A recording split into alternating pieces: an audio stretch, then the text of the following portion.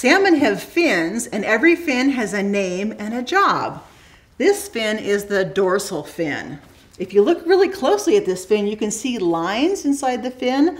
Those lines are called fin rays, and they're the bones inside the fish that give the fin its structure and shape and allow the fish to move that fin around.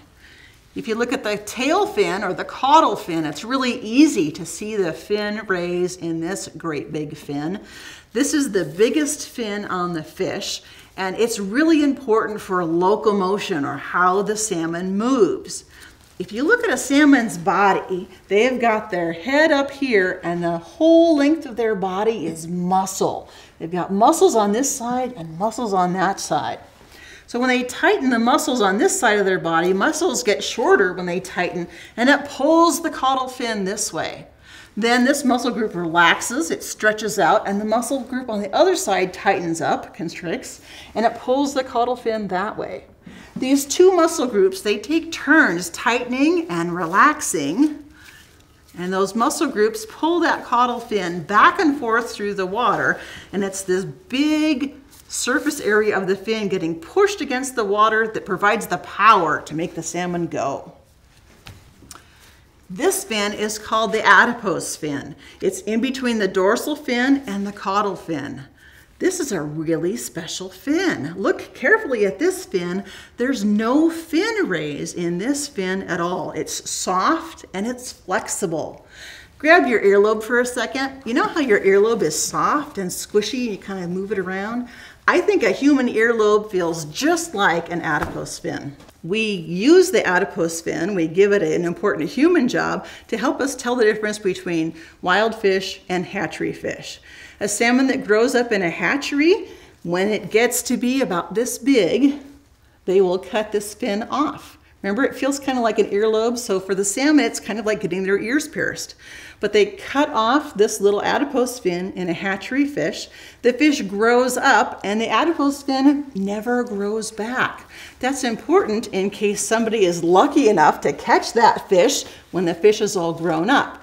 Look at a salmon if you catch it. If the adipose is missing, you can know for sure that that fish grew up in a hatchery. If the adipose fin is on the salmon, you can know for sure that that was a wild fish. We want to know the difference between hatchery fish and wild fish because our fishing rules are sometimes different for hatchery fish or wild fish in an effort to protect the wild salmon populations. This fin right here is called the anal fin. See how the anal fin is kind of triangle shaped? If you look carefully, the dorsal fin is triangle shaped also. These two fins work together as a team, one on top of the fish and one on the bottom of the fish, to prevent the fish from tipping or rolling over if it doesn't want to. These fins are the pelvic fins. These fins are the pectoral fins. Now, when I was in school and I was learning my fish fins, I had a hard time remembering which is which, pectoral fins or pelvic fins, because they both start with the letter P.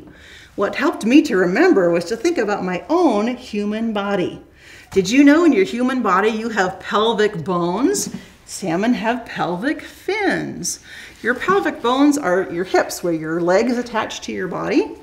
The pelvic fins on a salmon are kind of far away from the head, where you might imagine if a salmon had legs, this is where they would come out. So that helped me to remember that these are the pelvic fins. These are the pectoral fins, the set of fins close to the salmon's head. Did you know in your human body you have pectoral muscles? If you don't know where your pectoral muscles are, they're the muscles that go across the front of your chest. So if you roll your shoulders way back and you feel it kind of stretch in here, you're stretching your pectoral muscles. My pectoral muscles are close to my head, so that helps me to remember that the set of fins close to the salmon's head are the pectoral fins. These fins work together in teams to help the fish. Now, if the salmon wants to swim really fast, like if it's hunting and chasing food, it's going to hold these fins really close to its body, tuck in tight to make a small shape to push through the water so they can swim faster. But if the salmon wants to put on the brakes or it wants to slow down, it's going to move those fins out rigid away from its body, pushing against the water, acting like brakes to help the fish slow down or stop.